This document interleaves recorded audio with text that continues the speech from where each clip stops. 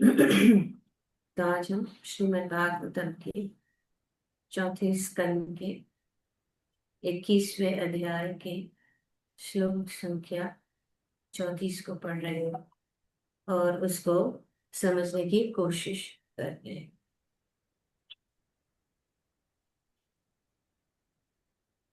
इस अध्याय का नाम है पृथु महाराज द्वारा अपनी प्रजा या पृथु महाराज द्वारा उपदेश। पृथु महाराज किसको उपदेश दे रहे हैं? ये प्रजा। और पिछले श्लोक में हमने देखा वह महत्वपूर्ण सलाह पृथु महाराज ने दी अपने प्रजाजनों को कि तुम सब अपने मन, वचन, देह तथा कर्मों के फल सहित सदैव खुले मन से भगवान की भक्ति करनी चाहिए। खुले मन से भगवान की भक्ति करनी चाहिए और अपने सामर्थ्य तथा वृत्ति पर कार्यों के अनुसार पूरे विश्वास तथा बिना हिचक के भगवान के चरण कमलों की सेवा में संलग्न रहे। और ऐसे करने से निश्चित ही तुम्हें अपने अपने जीवन उद्देश्य प्राप्त करने की में सफलता प्राप्त होगी। तो ये बहुत महत्वपूर्ण संदेश है और इस संदेश में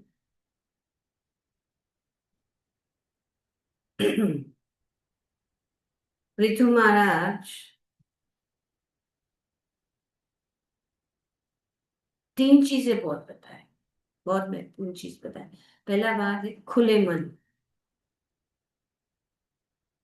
खुले मन से सेवा, संकोच नहीं होना चाहिए, पूरे विश्वास होना चाहिए और बिना हिचक। और तीन ये शब्द ध्यान रखना है हम सबको। खुला मन,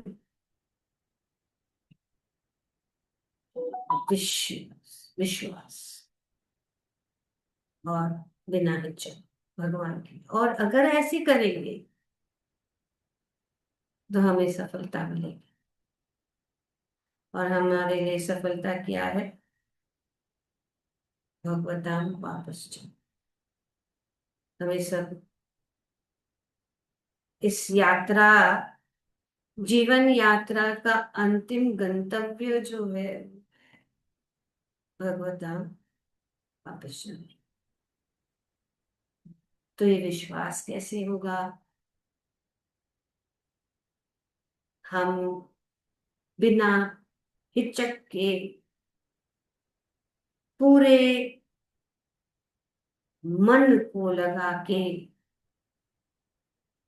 कैसे करेंगे? तो इसीलिए अभी आगे पृथु महाराज ये समझा रहे हैं ताकि हमारा विश्वास जो है वो बनाए। इम्पोर्टेंट है। तो इसीलिए पृथु महाराज आगे कह रहे हैं कि भगवान दिव्य है। ये पहला पॉइंट है। भगवद गीता में भी भगवान बताते हैं जन्म कर्म च मे दिव्यम।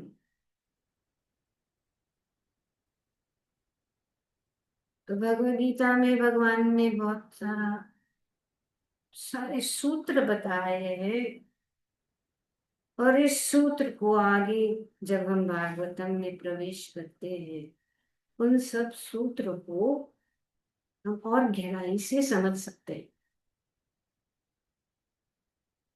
कि भगवान दिव्य है। वे इस भौतिक जगत द्वारा कलुषित नहीं रहते, इसलिए दिव्य। हम जो है कलुषित होते हैं। और भगवान अगर इस भौतिक जगत में आते भी है तो उनकी जो स्थिति को बनाए रखते, वे हमारे जैसे जैसे अभी हमने देखा कि भगवान का जन्म हमने जन्म उत्सव हमने सब मनाया कि भगवान का जन्म।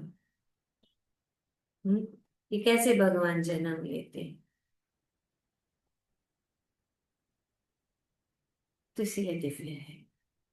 और ये शास्त्र में के अनुसार हम ये समझ सकते हैं। और जब ऐसे हम समझ जाएंगे तब हमारा जो विश्वास, हमारा श्रद्धा दृढ़ हो जाएगा।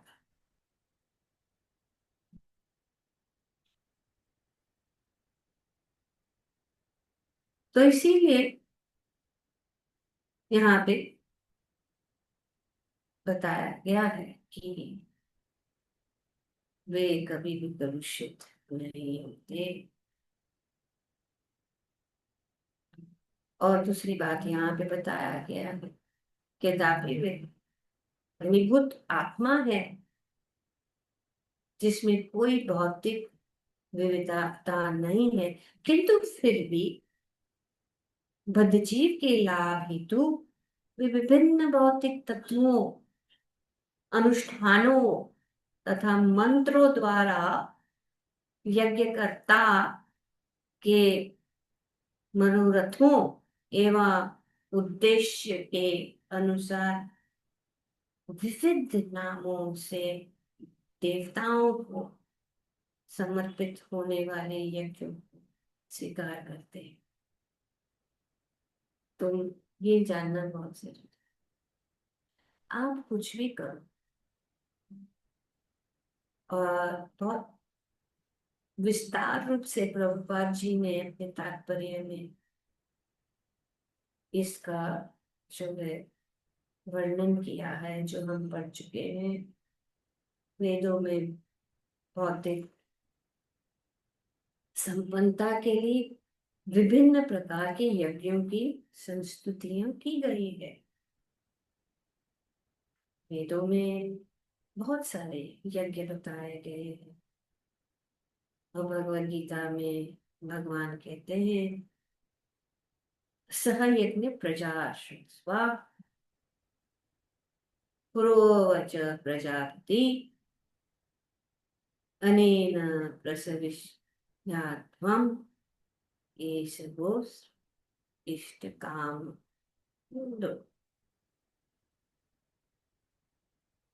तो इसमें पुष्टि की गई कि ब्रह्मा ने मनुष्य तथा देवताओं समेत समस्त जीवात्माओं को उत्पन्न किया और उन्होंने अपनी अपनी आकांक्षाओं के अनुसार यज्ञ करने का उपदेश दिया। सह यज्ञ प्रजा,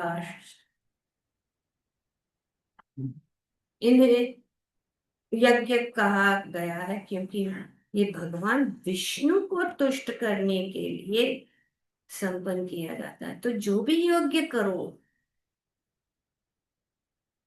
जो कुछ भी करो, अंतिम उद्देश्य है भगवान विष्णु को तुष्ट करना, भगवान विष्णु को प्रसन्न करना। सभी यज्ञों का यही उद्देश्य है।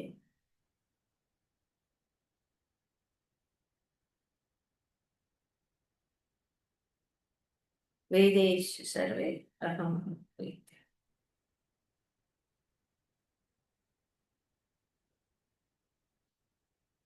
तो वेदों का उद्देश्य है भगवान को जानना, भगवान को पहचानना। तीन चीजें हैं, संबंध, अभिधेय और प्रयोजन, ये सब जो है वेदों का सब्जेक्ट मैटर है। संबंध ज्ञान, अभिधेय और प्रयोजन तो भगवान बताते हैं कि वेदों का उद्देश्य है मुझे प्रसन्न करना। और वेदों में बहुत सारे प्रकार के यज्ञ बताए गए। तो ये यज्ञ को जब हम करते हैं, अंतिम अगर समझो ये यज्ञ जो भी है वे किसी देवता, हम्म, जैसे कि यहाँ पे बताया गया है, क्या बताया गया है इस तात्पर्य में, कि अनेक अनेक प्रकार के यज्ञ है ना। कौन से प्रकार के यज्ञ है? सूर्य यज्ञ, इंद्र यज्ञ, चंद्र यज्ञ, और सारे जो देवताओं के नाम से अनेक अनेक यज्ञ है। पर ये देवता जो है भगवान के अंश है, भगवान के शरीर के अंश है। तो अंतिम अगर हम अंश के साथ अगर जुड़ भी जाए तो हमें पूर्ण ज्ञान हो जाए।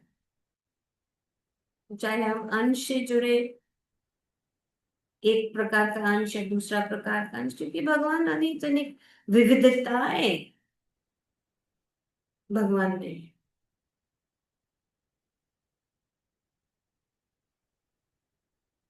यज्ञ का अर्थ है कि कोई भौतिक लाभ मिलना, पर क्योंकि यज्ञ भगवान को प्रसन्न करने के लिए या भगवान की संतुष्टि के लिए किए जाते हैं, तो बिने बिना जाने अंत में सभी लोग जो क्या कर रहे हैं, जो भी कर रहे हैं, यज्ञ कर रहे हैं, तपस्या कर रहे हैं, दान ध्यान कर रहे हैं, जो भी, वो भगवान को प्रसन्न करने के लिए ही है। क्योंकि सब कुछ जो है भगवान के साथ संबंधित है। ऐसा कुछ भी चीज नहीं है इस भौतिक जगत में जो भगवान के साथ संबंधित नहीं है।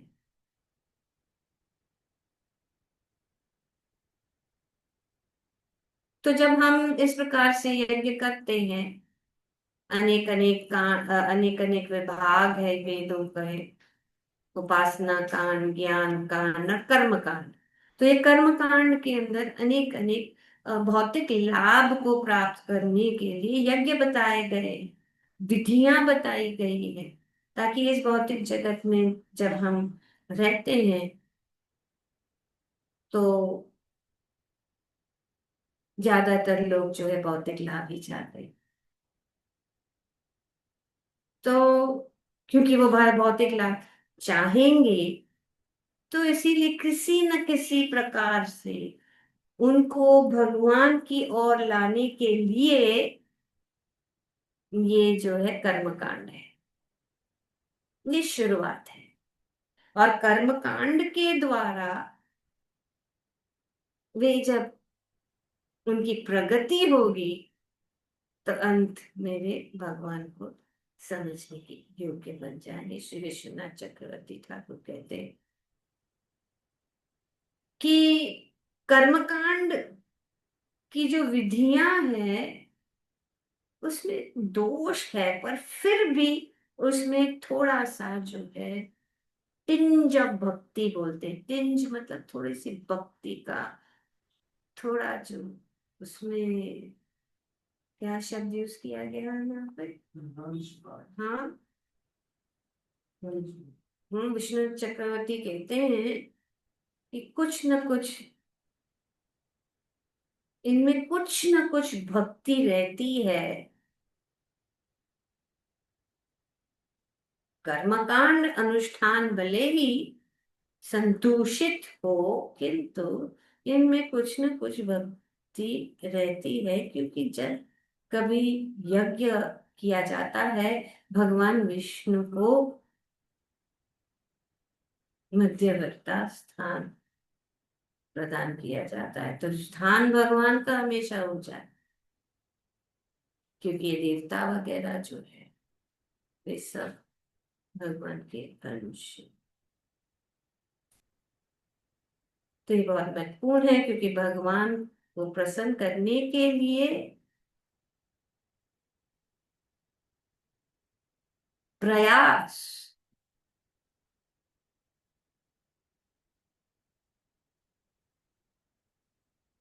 किया जा रहा है, किसी ने इनडायरेक्टली, डायरेक्टली नहीं।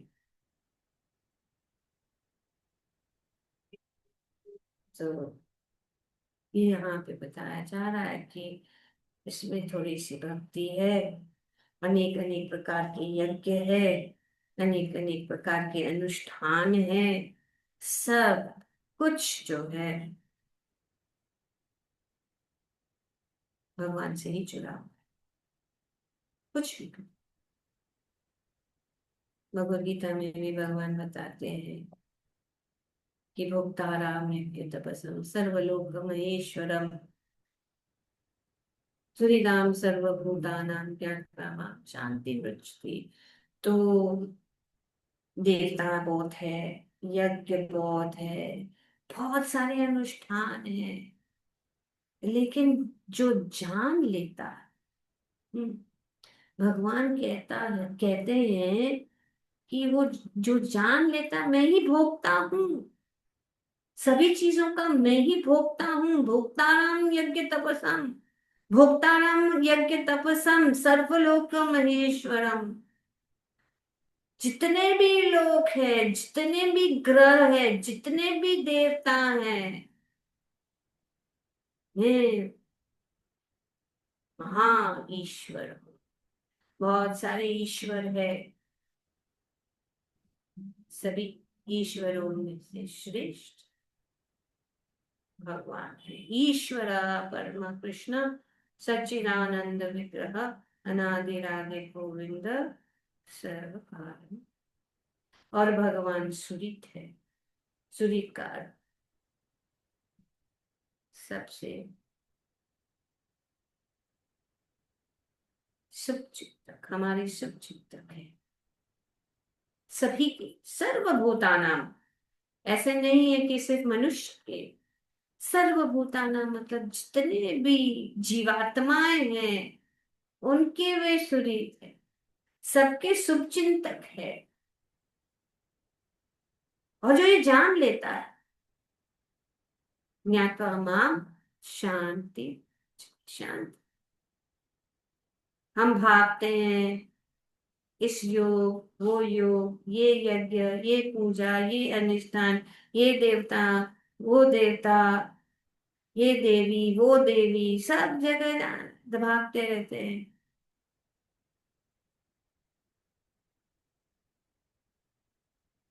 पर जब हमें जान लेता है कि सब कुछ भगवान के, सभी जो है देवता, सभी चीज जो है, जब सभी अनुष्ठान जो है अंत में भगवान को प्रसन्न करने के लिए किया जाता है। समसिद्धि हरितोषणम, भगवान को प्रसन्न करने के लिए।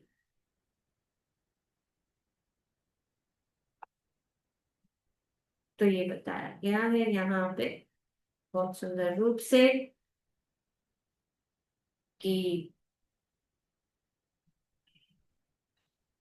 जो भगवान की भक्ति में लगा रहता है उसको निश्चित रूप से भगवत धाम प्राप्त करेगा। ये भगवत गीता में भगवान बताते हैं, ब्रह्मार्पणम ब्रह्म हावि ब्रह्म नो ब्राह्मणोत्तम ब्रह्मैव तेन गंतव्यम ब्रह्म कर्म समाधि।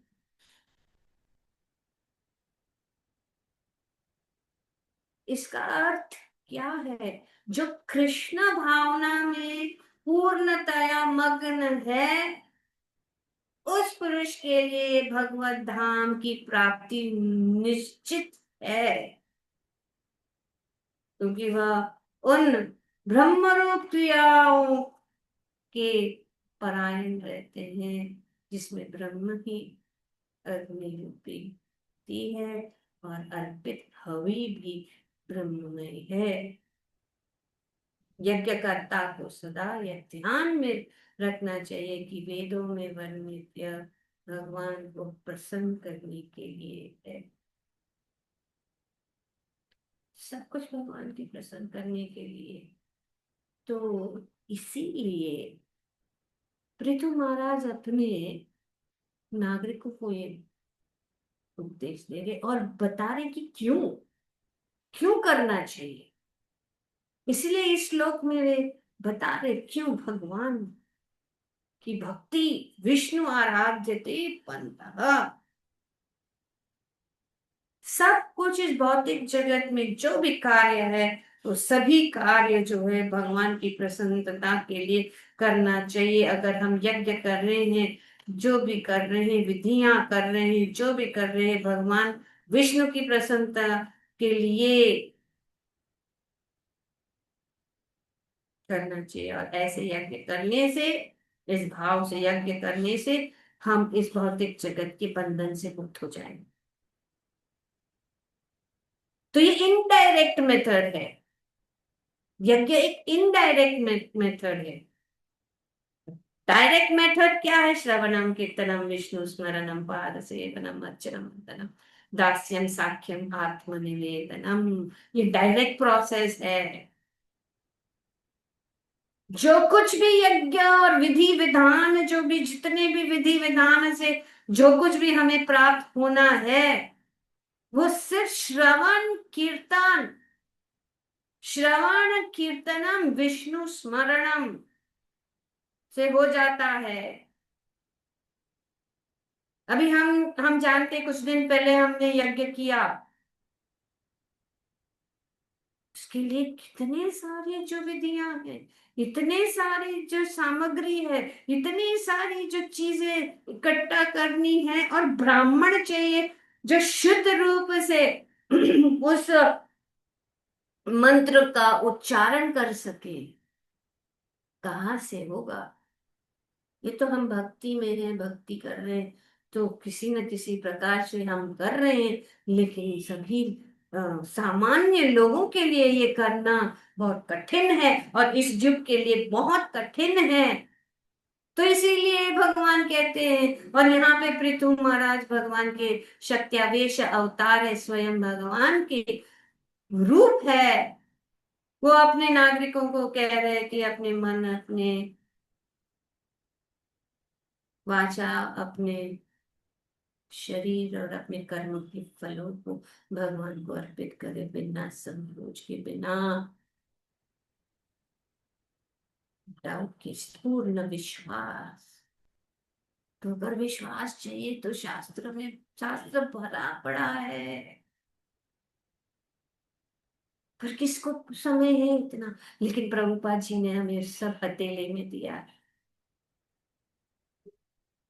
सिर्फ हम, अगर प्रभुपाद जी ने सभी ग्रंथों से सार निकाल कर हमें कहा है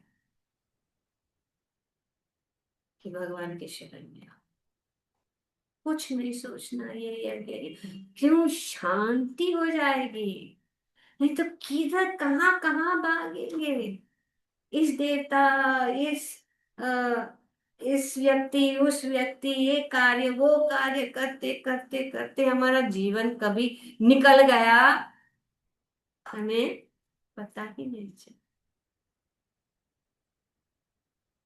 तो इसीलिए शास्त्र में बता दो, भगवान ही सब कुछ है। श्रेयापति, यज्ञपति, प्रजापति, दयापति, धरापति, लोकपति, प्रजापति, सब कुछ भगवान है। ये भागवत में बताया कि वे पति है, सभी चीज होके, तो इसलिए हमें उनके शरणागत होना जरूरी है।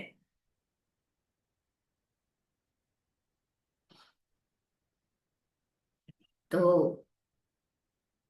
यहाँ पे प्रभुपाद जी बताते हैं, बिना संकोच, विदाउट अ डाउट, और आगे बढ़ो। इतने सारे जो शास्त्रों पे जो है प्रमाण दिया हुआ, अगर हमें भौतिक इच्छा भी क्यों ना हो, अगर हम भगवान की सेवा करेंगे, भगवान की भक्ति करेंगे, तो वो भौतिक इच्छा से भी अगर हम भगवान की सेवा करेंगे तो हम शुद्ध हो जाएंगे। जैसे कि उदाहरण प्रभुपाद जी यहाँ पे अपने तात्पर्य में बताते हैं।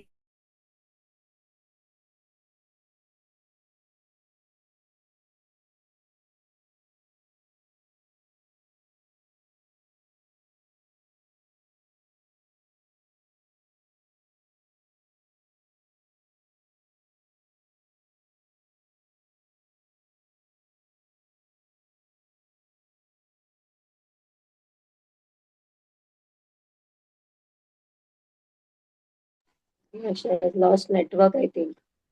हरे कृष्णा, आवाज हाँ नहीं आ रही है माता जी? हाँ, नेटवर्क गया उनका शायद। हाँ, ओ ओ इंटरनेट इंटरनेट लगता चला गया। ठीक है। हरे कृष्ण,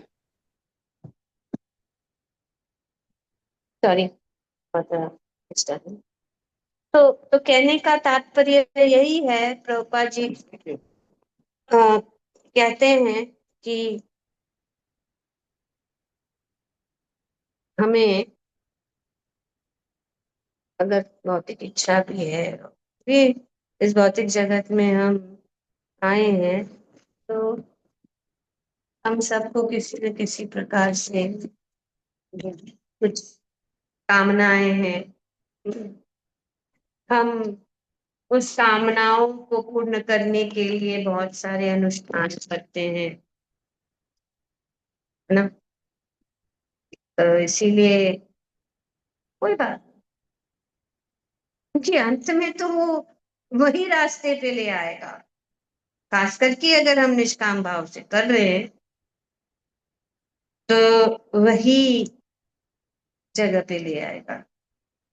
क्या है? भगवान के श्री चरण कमलों में। उदाहरण है ध्रुव महाराज। ध्रुव महाराज की कामना थी कि मुझे अपने परदादा से भी बड़ा राज्य चाहिए, है ना। आप जानते हैं इस कथा को, और किस प्रकार से उन्होंने भगवान का नाम लिया, और जब भगवान प्रकट हुए तो उनकी सब कामनाएं खत्म हो गई।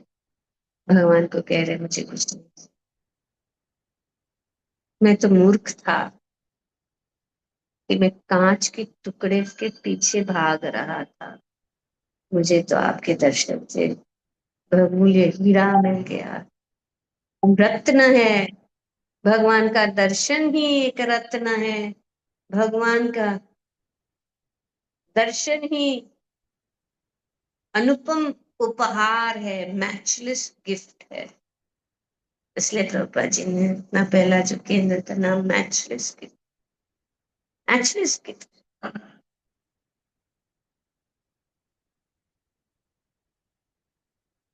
तो इसीलिए हम देखते हैं किस प्रकार से ध्रुव महाराज में परिवर्तन हुए। तो इस प्रकार से अगर हम भगवान की कृपा हमारे ऊपर हो जाए तो हमारी सभी कामनाएं खत्म हो जाएंगी, और भगवान के श्री चरण कमलों में हम शरणागत हो जाएंगे। इसीलिए शास्त्र में बताया गया है, श्रीमद् भागवतम में बताया है, अकाम सर्व कामो वा मोक्ष काम उदारधि तीव्रेण भक्ति योगेन यजते पुरुषं परम। बहुत सुंदर है। अकाम सर्व काम, प्रत्येक प्राणी चाहे वो अकाम मतलब भक्त हो, किसी को काम, भक्त को कोई कामना नहीं है, वो काम है। वो जिस परिस्थिति में है उस परिस्थिति में जो है वो संतुष्ट है। उसको कोई नहीं पूछा।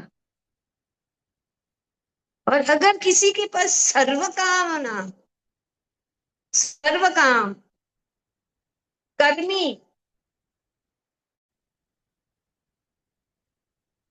या किसी को मोक्ष की कामना हो, मोक्ष कामना, ज्ञानी या योगी जैसे लोग,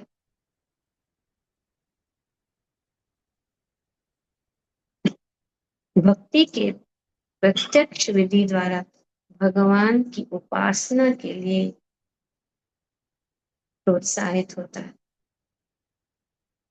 बस अगर कामना भी है तो भगवान की शरण में जाए, भगवान मुझे क्या बोलते हैं, सिद्धि दो, रिद्धि दो, ये दो, वो दो, हाँ, धन दो, धन संपत्ति घर आवे, हाँ, हाँ, कितना भी कामना क्यों ना हो,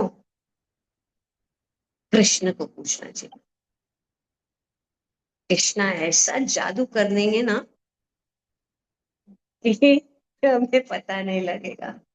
वो उनकी जादुई छड़ी है के पास, वो मुरली जो है, जब बांसुरी बजा देंगे ना, कब वो बांसुरी की ध्वनि हमारे कानों के ऊपर गिर जाएगी हमें पता नहीं चलेगा, और फिर हम जो है बस भगवान के पीछे भागेंगे। तो ऐसे चल, इस प्रकार एक ही साथ भौतिक तथा आध्यात्मिक लाभ प्राप्त कर सकता है। इसीलिए ध्रुव ने कहा मुझे नहीं चाहिए, फिर भी भगवान ने उनको दिया कि हाँ तुम्हारी ये कामना थी तो तुम दो, लो, क्योंकि तुम अब भक्त बन गए। जब भक्त बन गया, वो बड़े से बड़े राजा भी बन सकता है, उसके पास सबसे जो है धन संपत्ति हो सकती है, उसके पास सबसे अच्छी खूबसूरती हो सकती है, सब कुछ हो सकता है, भगवान प्रदान करते हैं, क्योंकि वो भगवान जानते हैं कि इसका दुरुपयोग नहीं होगा, ये इसका दुरुपयोग नहीं करेगा, उसका पतन नहीं होगा इससे।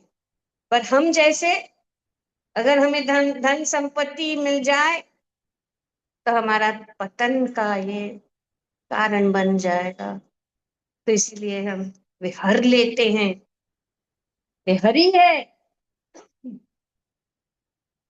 हमारे लाभ के लिए हमारा सब कुछ हर लेते हैं, हमारा सुख हर लेंगे, हमारा धन हर लेंगे, हमें निर्धन बना देंगे,